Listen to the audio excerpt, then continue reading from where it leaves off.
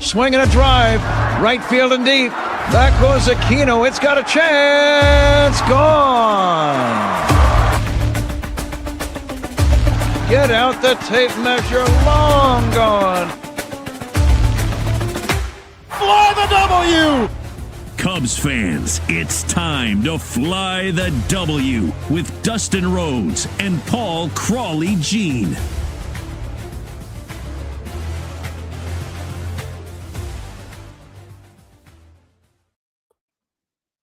Well, here we are, Crawley. The first series of the season is in the books. This is the Fly the W podcast, and it's episode 348. Nico Hoerner, he gets extended as well, but things didn't exactly go the way we would have wanted to. We are proud to be part of the Blue Wire Network, and don't forget to listen, download, subscribe. Most importantly, review the podcast. Follow on all the socials. I'm at Mully and Haw on X. You can follow me at Crawley's Cub on X, Blue Sky, and TikTok, Crawley's Clubhouse on Facebook, Instagram, YouTube, Threads, and you can email us at crawleysclubhouse@gmail.com. Well, Crawley, Dustin, you were there opening day. I was there on Saturday.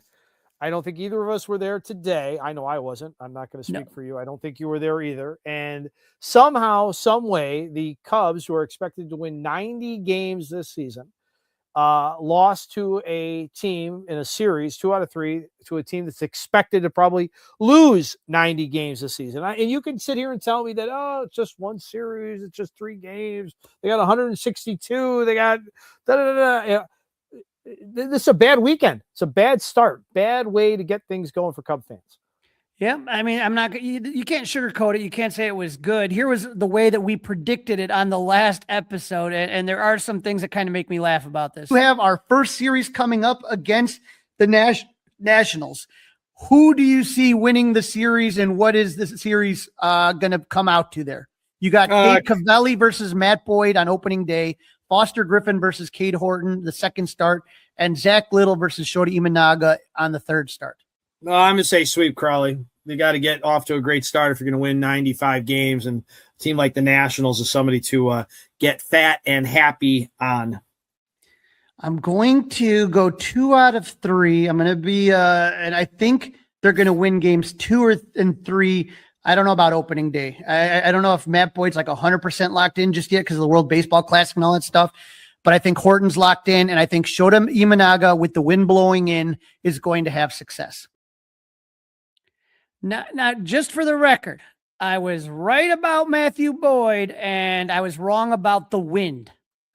Dustin, I think it's hard to sweep a team. I know that the Nationals are not very good, but a sweep is tough. But when we look at that opening day, I was there, and the Cubs lost that one 10-4, as we said. Matthew Boyd versus Cade Cavelli. Let's start with the good, since the list isn't very long. Won't take a lot of time. First off, Dustin, I had a fantastic time hanging out with people before the game. I think that obviously is always going to be a lot of fun.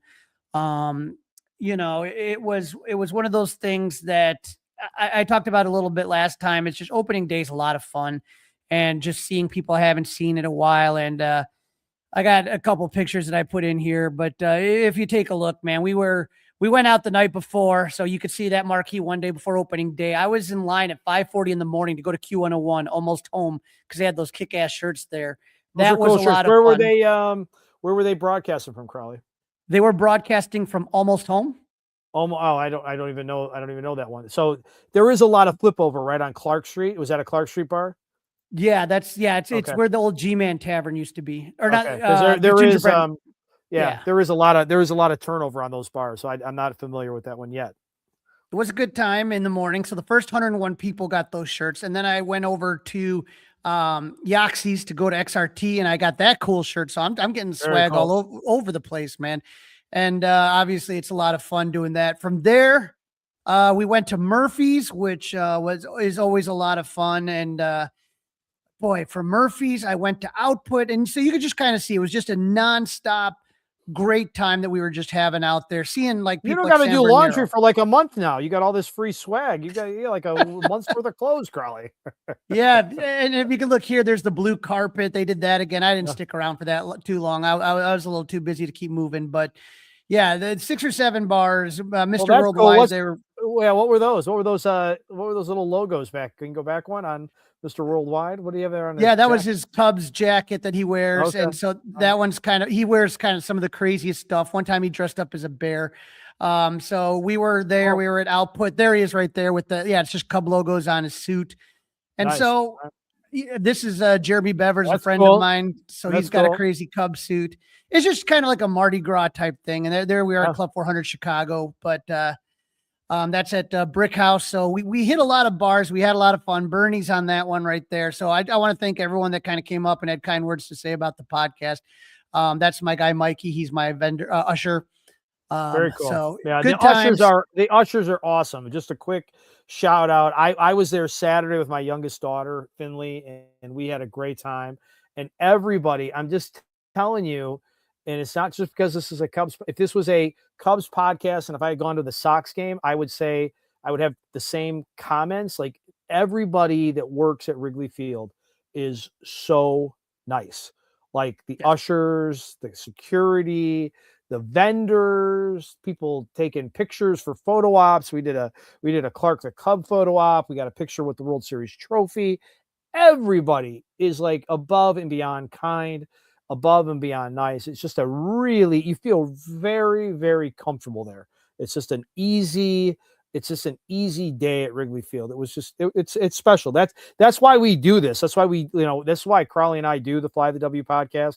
This is why hopefully you listen to the Fly the W. It's just easy and fun. It's just, you'd like the team to do a little bit better on the field. Yeah, and again, it was great to see all the Cubs Hall of Famers that were there. Kerry Wood, Billy Williams, Andre Dawson, those guys that I know you like a lot of them. As well as all Cub fans, and seeing Anthony Rizzo throughout the first pitch. That was very fun. cool. Yeah, very cool. So everything was good till the game got started. The other positives, PCA and Michael Busch, PCA 2 for 5 with 2 RBI, and leadoff hitter Michael Busch 3 for 4 with an RBI and a walk. That's it for the positive list. Bars and PCA and Michael Busch. Negatives, Matthew Boyd was bad. He went 3 2/3 innings, gave up 6 runs, 6 hits, 1 walk, 7 Ks. Looked good for the first 3 innings. He only gave up 1 hit, a solo home run to Joey Weimer. That name you'll hear a lot today. In the first 3 innings with 7 Ks. Then the wheels completely fell off in the fourth. He gave up a double, 2 singles, a walk, a single, an RBI ground out, and a single. By the time the fourth was over, a 2-1 Cubs lead became a 7-2 deficit. And again, I didn't think Matthew Boyd was going to be ready. I just didn't think it was going to be this bad. And if you take a look here, Marquis put this up after the game when they were doing their post game. You can kind of see that his velo went down to about 92.8. It started at 94.4, so maybe a little bit of adrenaline, and then it just keeps going down and down and down by the time he gets to the fourth inning. But I think, this is an aggressive team, and he didn't make adjustments. He was all sorts of places. And Dustin, take a look at this. This is friend of the pod. He's been on our podcast. He's been on The Score. Bob Nightingale. He kind of had an interesting, kind of what we're talking about here. Tough start for Team USA pitchers in the WBC. Logan Webb. This is really interesting. This is very interesting. Yeah. Logan Webb, 5 innings, 9 hits, 7 runs, 6 earned. Paul Skeens didn't even make it out of the first. 4 hits, 5 earned runs, 37 pitches. And then Boyd, 3.2 innings, 6 hits, 6 runs. So it wasn't just Matthew Boyd. It was other guys that were having problems. So I don't know. Also bad, most of the lineup. Nico Hoerner had one of his worst games in a long time, going 0 for 4 with a strikeout and hit into a double play. Alex Bregman, 1 for 4 with an error at third, and he could have been charged with another. Bottom half of the order, Nico, Carson Kelly, Moises Ballesteros, Dansby Swanson, Matt Shaw, combined 1 for 16, Dustin. 1 for 16. Yeah. And what do we have? The old 4 for 19 with runners in scoring position, right? Yep, and a big part of that was that bottom part of the order. Every time they started to get something going, it would die there. And remember what I said about Ben Brown in the last episode? I said, if you're going to piggyback him, right? You got a short start from Boyd. It happened. Let him start with a clean inning. And what does Craig Counsell do? Puts him in the fourth with runner on first and 2 outs after the Nationals are absolutely feasting. falls behind 3-1 and gives up a 2-run homer to Jacob Young. He did good the rest of the outing. He was able to give the Cubs some length. But again, it's not what he is good at doing. So just let him start at the beginning of the inning. He'll give you a 4 or 5, which is what he could have done. I don't understand why he wouldn't have gone with an experienced veteran bullpen guy to get that last out. It just makes no sense to me.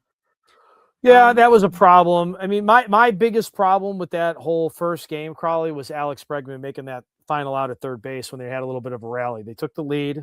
Bregman gets thrown out at third, and then the wheels just completely fall off of Matthew Boyd the following inning. And Matthew Boyd can't let that carry over, right? You can't do that. He's a pro, but it just feels like if the Cubs had gotten a run or two more, I just feel like things might have been a little bit different on opening day. Maybe, who knows? One last thing we need to talk about, though. Bottom of the 7th inning, bases loaded. Nico Hoerner is up. Now, Craig Counsell did a press conference before the game, and they asked him, obviously, this is a big topic that everyone's talking about, ABS, right? Yeah. ABS.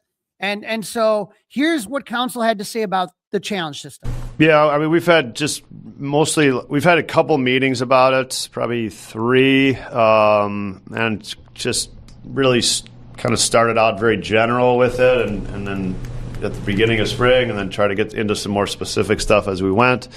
And I think it's really just trying to be smart with it in general, in terms of when you use it, and try to increase the leverage of like an 0-0 count. The first pitch of the game should not be challenged, and just as leverage increases, as base runners increase early in the game, there's a good time for it. If you lose one, it's probably then you have to be pretty judicious with it, kind of mid game. So we've gone over some things, but look, this is something that's. There's going to be guys that get it wrong. There's going to be guys that get it right. We're going to cheer. We're going to say, "Oh no, why didn't we challenge?" Because the ball missed by 0.4 of an inch. So I think, and I also think 3 weeks into this, we will all have a really good idea of kind of how this works. But we will remind players kind of as they go up, good time to challenge, things like that, or we're getting into an inning where if you feel it, go for it. Okay, so we talked to players during certain innings, right? Bottom of the 7th, bases are loaded. Nico Hoerner is, there's runners on first and second. Nico Hoerner is up. He works the count, Dustin, to 3-0, right? 3-0. Brad Lord is on the mound. The count is 3-1. And then he throws this pitch. If you can kind of see it right there, it's pitch number 5. It's a called strike, but it is outside of the zone. It is outside of the zone, Dustin. It is outside. Yep, no doubt. No. And so if he would have challenged that would have been bases loaded, 1 out. But he never did, and they could change they didn't everything. Use any of their challenges. No, I agree. That was definitely a topic of conversation without a shadow of a doubt. So I just don't understand. Like if Craig says, okay, we have conversations or this and that, you got 2 on, Nico, 1 out. Hey, this might be 7th inning. We got 2 challenges. This may be one you want to challenge if you have the opportunity, right? Yep. But nothing. So it'll be interesting to watch how this keeps playing out. Dustin, game 2 was the one you went to, Cade Horton, and then the Nationals changed pitchers to Miles Michaelis, which I was happy about because they've been hitting him like a piñata lately. So I was excited about that. Did you get the puffy vest? Well, I did get the puffy vest, but I tried to do, so we talked about it on the score, and luckily somebody in the Cubs customer relations department listens to the station and listens to the podcast. So thank you for listening. I don't know who exactly it was, but they ended up, and I had no idea, they ended up having 2 puffer vests in a very nice Cubs souvenir bag in the radio booth for me. So I got to the game early with my daughter. We went into the left field.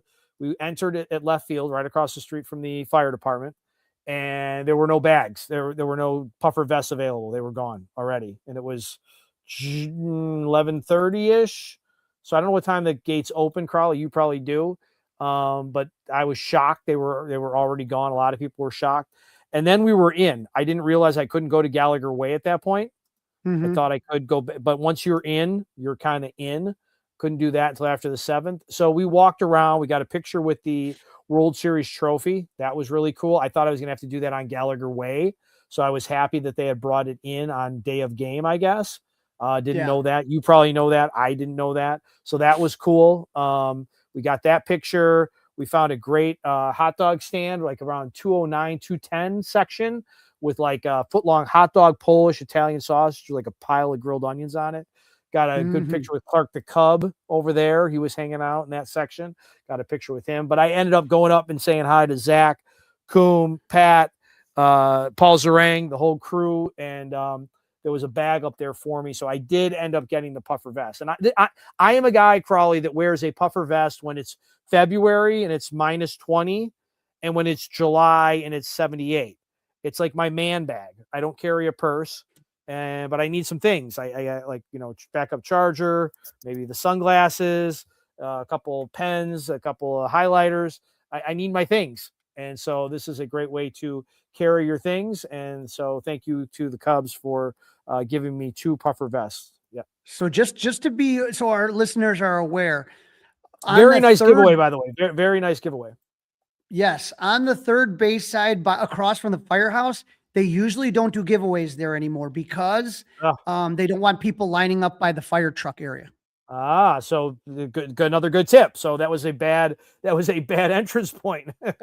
And I'm gonna give you guys, the listeners, another tip. This is what happened to me on opening day. Usually they give out 30,000 magnet schedules. I don't know if I have here. I do. I still have it. Yeah, I saw your tweet about that. Yeah. Here's the magnet schedule. I've had them for every year since 2020, but they only had 10,000. So I'm at Brick House. My buddy's like, I'm like, yeah, no big deal. 30,000. He's like, no, dude, it's 10. So I ran in and I got here's the other thing. If you ask, don't scan your ticket until ask somebody, hey, do you still have the giveaways? They told me no at the Gallagher. So I had to go to around and I was able to find a gate that had one. You got to go to another gate. Very good tip, Crawley. That is an excellent tip for the listeners. So keep that don't go in, because once you're in, they're not going to give you one on the back end because they might think you already have one, right? So you're not going to get one like going the back way. And if you're running behind, and if you want to go to Gallagher Way, go to Gallagher Way first, because you can't get back and forth until the 7th inning. So, and it's worth checking out. Like Gallagher Way, super cool, super fun. A lot of fun. We didn't end up going out there till later because we were in that little pickle, if you will, that we were in. But again, even with all those little things that maybe it sounds like I'm complaining, I'm not. It was a fantastic day. We stayed till the end. They played Harry Carey for the 7th inning stretch, which is great. My daughter loves Harry Carey. She likes Harry Carey's restaurant. So she thought that was great. We stayed till the end, and, they did the song because they won. Go Cubs go. So we did that. We walked out. We were parked off of Irving Park, got in the car. We're back in Elmhurst in 45 minutes. It was awesome. Ooh, we had nice. Great. It was great. I was home before the Illini tipped off in the semifinal, and they ended up winning. They're in the Final Four if you're not part of that. But anyway, it was great. Irving Park, just another tip, like, do not go down Addison ever again. I've been going down Addison for like 40 years of my life. Like, go down Irving, much better route. Crawley's probably got a better route for you, but Irving was that's great. my route. My route is Irving. I go Irving Park too. Irving Park Road has always been. I never liked Addison. Yeah, Irving was great. So we had a great time. My daughter loved it, but she had not gone in quite some time because just her super busy schedule. So she hadn't been in a while, and we had a great daddy-daughter day down at the Old Friendly Confines. And you had a great game for it. I mean, now in game 2, it's easier to go with the bad because there wasn't much. Alex Bregman 0 for 5 and Dansby 0 for 3 with the walk. Other than that, it's all Cubs. Cade Horton, you got to see that great outing, pitching into the 7th Great inning. outing. He was just so efficient, right? Just he pounds the strike zone. He wants to get outs, but he's not necessarily worried about strikeouts. He had a couple, but he didn't have a ton. He loves that defense, Crawley, behind him. Okay, so he's hitting the zone. He's hitting the strike zone, putting the ball where he thinks guys might put the old soft contact, if you will, on the ball. And he was spectacular. He was absolutely special on Saturday afternoon. Well, he went 6 1/3. He gave up 2 runs on 4 hits, 4 Ks, 75 pitches, only made 1 mistake. That was the one to James Wood, which was middle. You don't want to do that to him here. But, Cade Horton talked after the game, and he talked a lot about what you were saying, Dustin. He loves the defense, loves pitching to Miguel Amaya, who had a great game offensively. We'll talk about that. But here's Cade on his post. Just getting ahead, just trying to get strike one.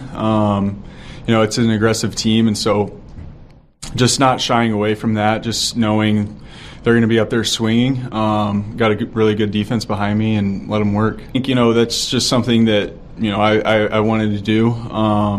My pitch count was low enough to do that. And so, I felt really good. This first one, my legs were feeling good. My arm was feeling good. So it felt good to get that sixth up. Miggy's been great back there. Working with him has been awesome. He's really good at knowing what my strengths are and knowing the places and points of the game to kind of veer away from some pitches. And so he's been awesome back there. And then obviously he what he's done at the plate has been huge for our offense so far. All right. So, like you said, going in deep into games, efficient, not racking up the strikeouts, but getting him when he needs to them.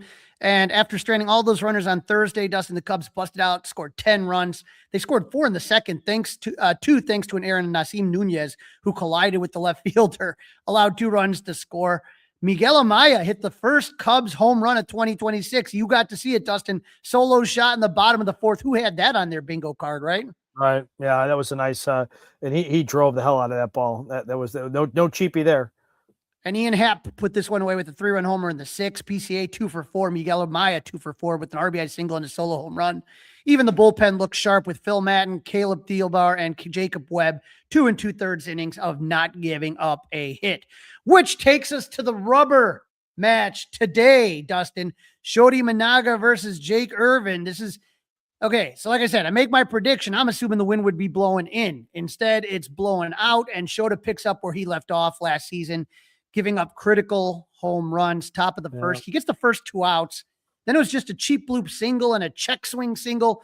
Just bad luck. And then Joey Weimer, who had himself one hell of a weekend, he hit a big home run in the opener, hit another bomb to put the Nationals up 3-0. And Dustin, if you take a look, man, it wasn't a bad pitch on Shota's part. Like that one, the home run that he went down and got it, right. The pitch was probably a ball. Right, they're definitely. It was 100% a ball. Yeah, it's barely above the home plate. Yeah, he went down and he golfed it. They like to say that, right? He golfed it out of Wrigley Field. I mean, it just, the problem is that he is susceptible to home runs, and in this case, he gave up one. It's okay. You're right. You've said this in the past, Crowley, and you're right.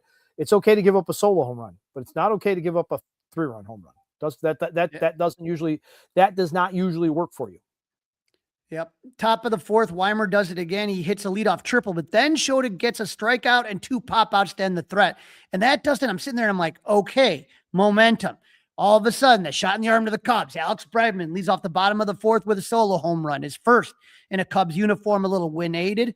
Next batter, Ian Happ hits a home run as well. Back-to-back jacks. The Cubs are down 3-2. Wrigley's rocking. But that would be as close as the Cubs would get. I felt that Craig went with Shota a little too long, especially with the conditions today.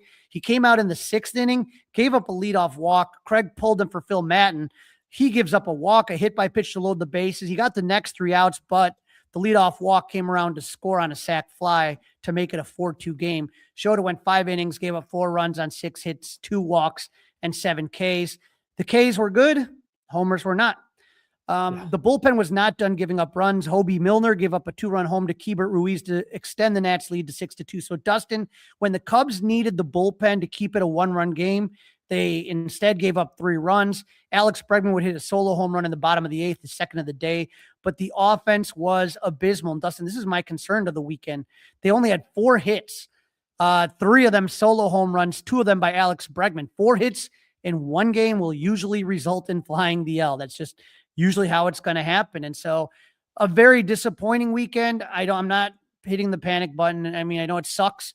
We don't wait all off season. I am Crowley. I had said, this is a funny story. So on Friday morning on the Score, I said that Saturday's game on March the 28th at that point, that on March the 28th, Saturday was going to be a must-win statement game. And so I got questioned by Zach in the booth. And then Ron said, Ron Coomer says, wait a minute, you said what on the air? I said, today, this is before the game. I said yesterday that today, this is Saturday, is a must-win statement game. He's like, what's the matter with you? I said, Ron, I predicted the Cubs are going to win 95 games. If you're going to win 95 games, you cannot lose game number 2 or big picture now, a series to the Nationals. So now I told my guy, Keith, you know Keith at all? Beard, nice, great guy. Yeah. He's been working the front door forever. Great guy. So Keith and I were talking about predictions and stuff. He had him at 92. I had him at 95. And I told Keith, I said, I had to move it down 2 games because of what happened on opening day. I said, so now I'm at 93. So I was still a game ahead. And maybe now I'm 90, Crawley. Very disappointed, but very disappointed how things started out. I said 92. I'm going to stick with it. But You're yeah, still I understand safe. everyone's 92 is, 92 is good after you lose 2 out of 3 to the Nationals. You're right. Now the Angels are coming in. We're going to talk about that series in a minute, but it's tough. It's tough to start at home to the Nationals. The Nationals are going to lose 90 games this year, Crowley. They're going to lose 90 games.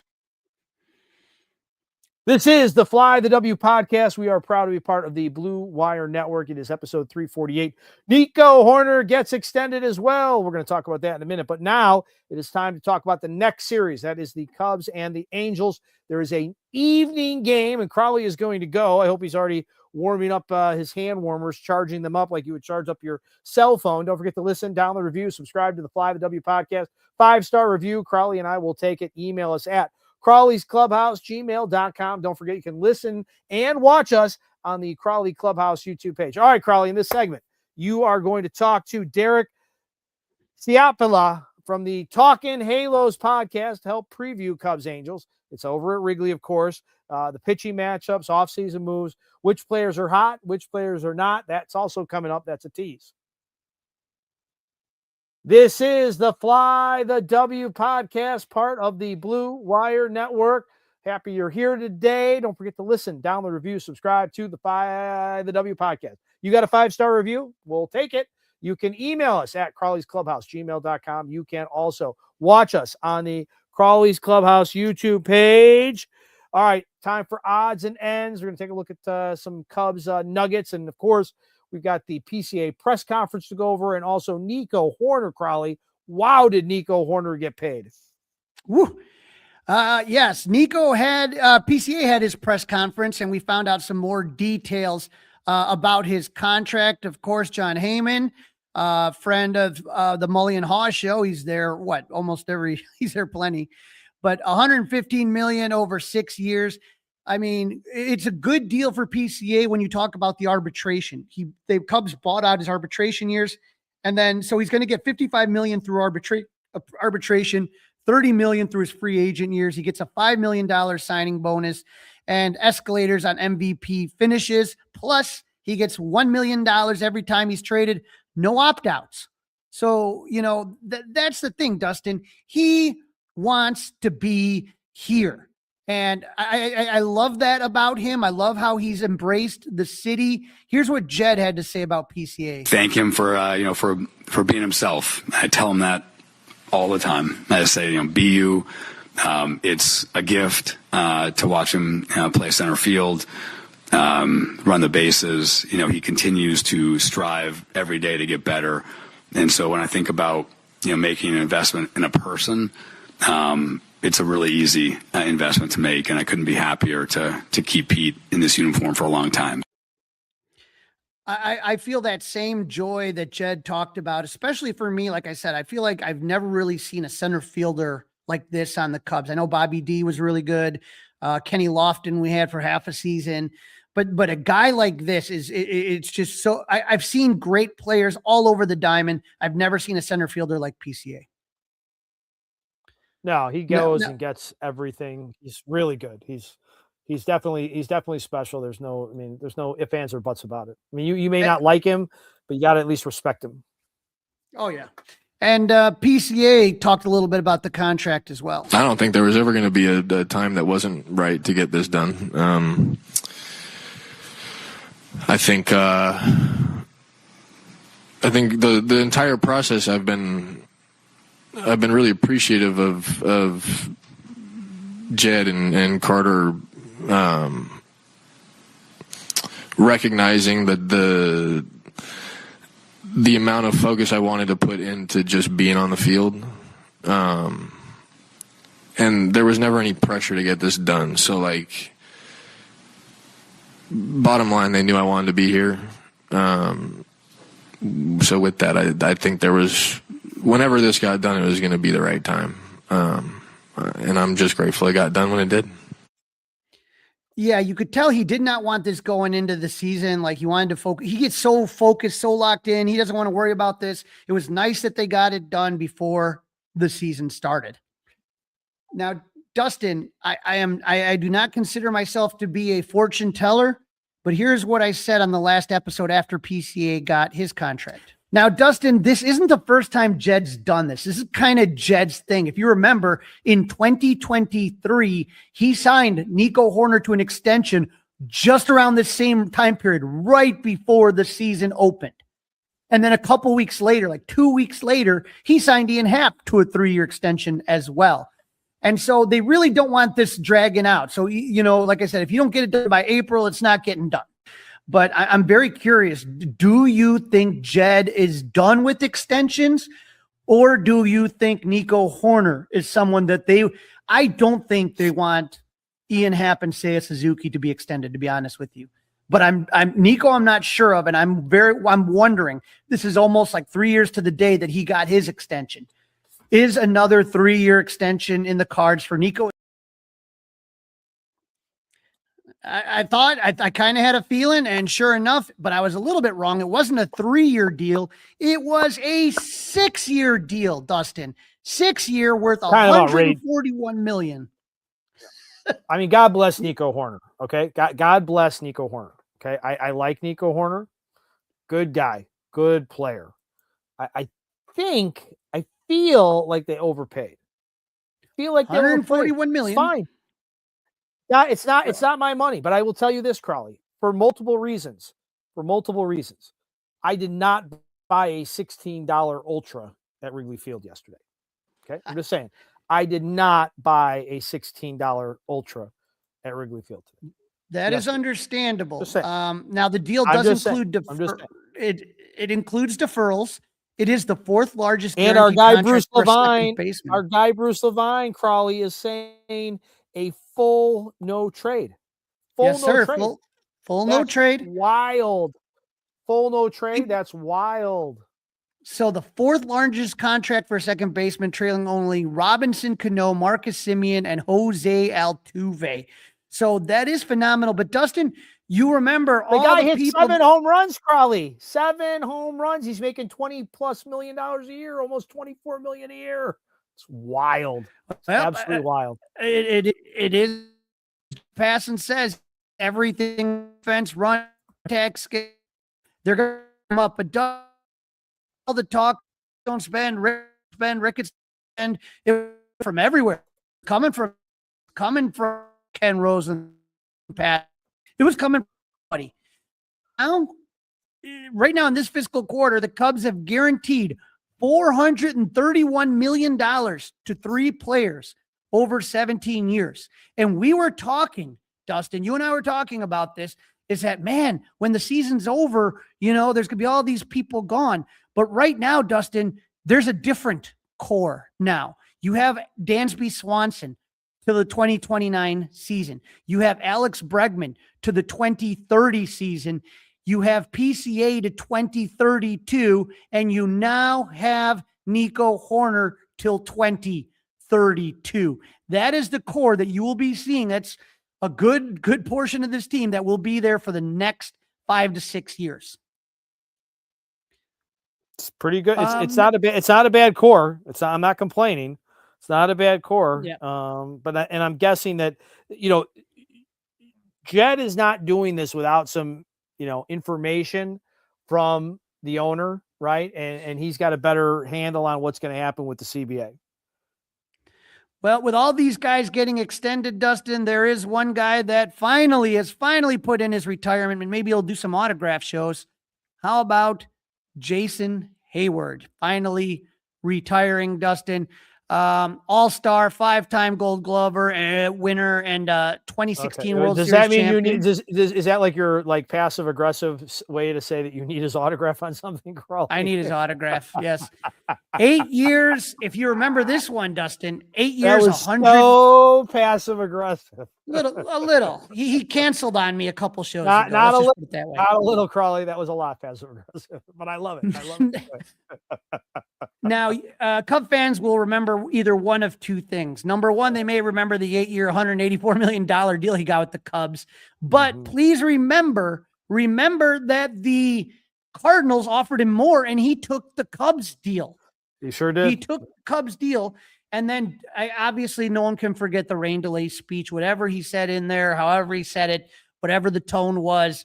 It's something that obviously made a difference. And for that alone, that to me is worth $184 million right there. The fact that whatever he said helped the Cubs kind of get out of that locker room where Aroldis Chapman is crying and people are hanging their heads, and turn it around and come back in that 10th inning after that rain delay and get that win. So, there's other things about Jason Hayward. He was, such a great teammate. I remember his first game ever was the first game the Ricketts were the owners from, and he hit a big home run off Carlos Zambrano to ruin the Ricketts' first game as ownership.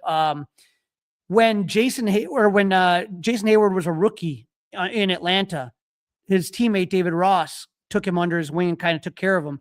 And so when he got that big contract, and it was David Ross's last year in 2016, he paid for a suite for David Ross and his family throughout the season when they traveled. By all accounts, a great teammate, a great guy, a great fielder, and he's doing a lot in the South Side of Chicago, helping underprivileged kids play baseball. I know the numbers were not what Cub fans were expecting. I know there was a lot of frustration, but all in all, a great career for Jason Hayward, and wish him nothing but the best in retirement. Yeah, no hard feelings. He came here, he ended up winning a championship, and that was what, at the end of the day, that's what it was all about. I mean, we joke about that his number could have changed to what was it? 4-3, 4-3, right? Grounded 4-3. out to second just a couple times, Crawley.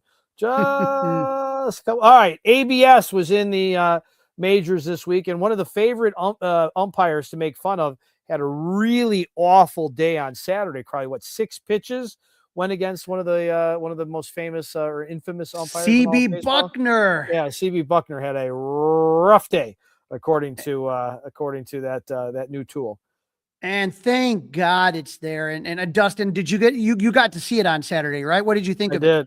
Well, I will tell you, it's hard at the park because I was trying to figure out which scoreboard was doing it.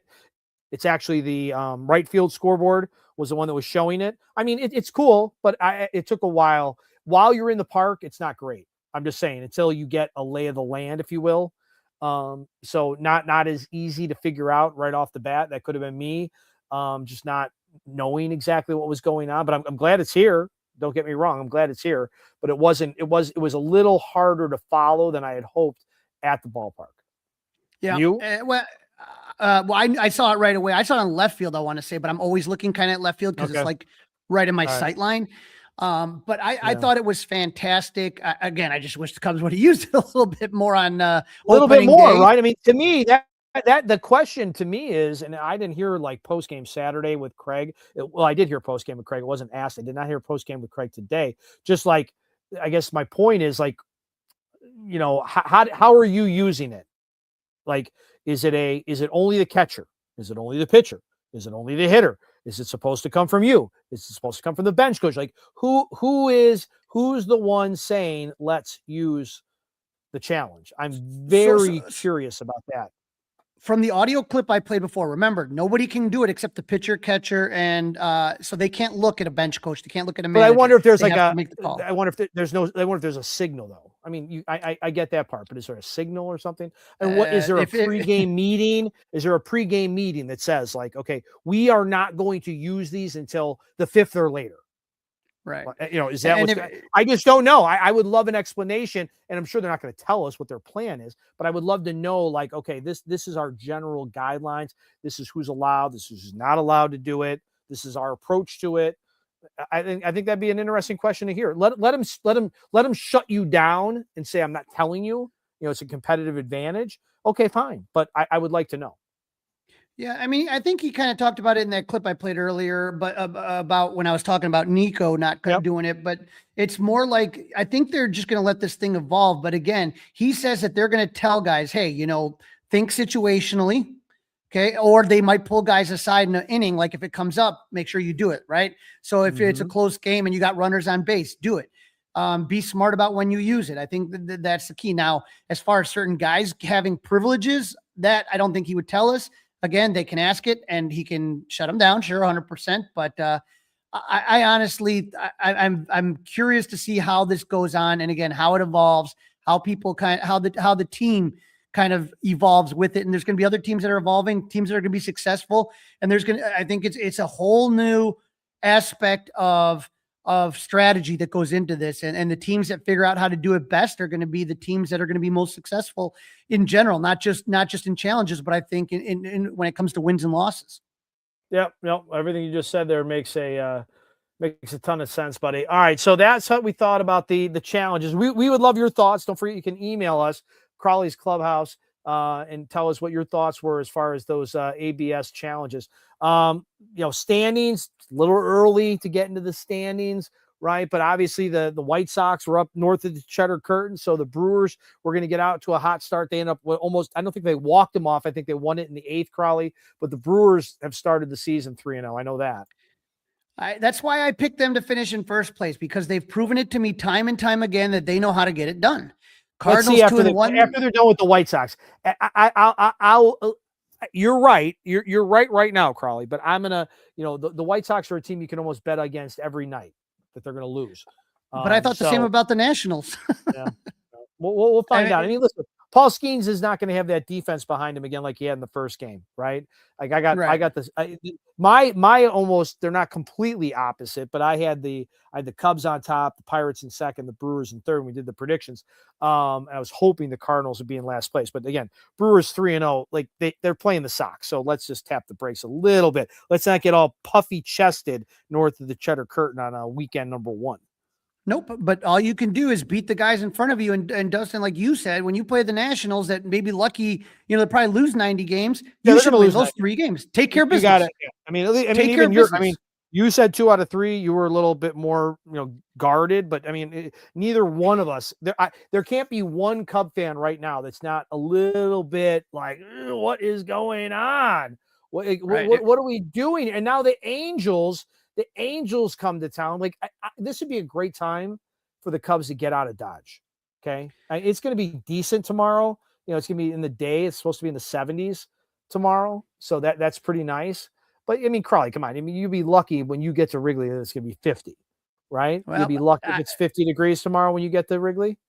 I will be layered up. It's going to be a lot of fun. I'm going with my buddy Danny Rocket, and we are going to be calling the game, doing some play-by-play on our social medias. Okay. So we're going to try this. We're going to do a game cast from Wrigley live, and hope. Last time we did it one time last year, and the Cubs had a walk-off victory. So we are hoping that is going to be excitement. So if you follow me at Crawley's Cubs, and and you want to just hear 2 goofballs just kind of shooting the shit at the game, join us, and we're going to have some fun. Well, what I like is what I'm really curious also about Crawley tomorrow night, game number 1, it's Angel Cabrera starting for the Cubs, right? And he's had 2 clunkers to end up spring training after starting just red hot. So when it matters, I'm really, really curious how he does on Monday night. Well, let's kind of talk about this here, because we do have to make our predictions. Monday, 6:40, Edward Cabrera versus Ryan Johnson, both right-handed pitchers. Game 2, Tuesday, 6:40, another night game. Jamison Tyone, right-handed pitcher versus Jose Soriano, another righty. And then game 3, day game, getaway day, Wednesday, 1:20, Matthew Boyd, the lefty, versus Yusei Kikuchi, left-handed pitcher for the Angels. What are you feeling on this one, Dustin? 2 out of 3. It's got to be. I won't go for the sweep because I don't want to get burned again. It's got to be 2 out of 3. But I'm very, very, very curious. You got Tyone throwing in this one, right? In this series. You got Cabrera throwing in this series. I'm really curious. Very curious. Yeah, I was very close on calling a sweep here. I kind of think that JMO's going to surprise some people and have a good outing. I'm hoping that Matthew Boyd is a little bit stronger. And again, I think that they ambushed him that fourth inning. They were looking at him and they were looking first pitch and he was giving them first pitch. So, he should have made some adjustments, I feel. But I still feel that the Cubs do take 2 out of 3. I just think sweeps are really hard. And so I'm hoping that that's what we see this week. That's a wrap. Don't forget to listen, download, review, and most importantly, subscribe to the podcast. You can email us thoughts and questions, crawleysclubhouse@gmail.com. You can watch us by subscribing to the Crawley's Clubhouse YouTube channel. We'll be with you all season long, at least 2 times a week, reviewing and previewing series. Crawley, enjoy the game tomorrow night. Now, you're 0-1. You're 0-1. I'm 1-0. Don't get back here. Don't get back here on maybe Thursday and be 0-2, Crawley. I'm going to try my best, my friend, but no promises. We'll see if we can get it done. Go Cubs!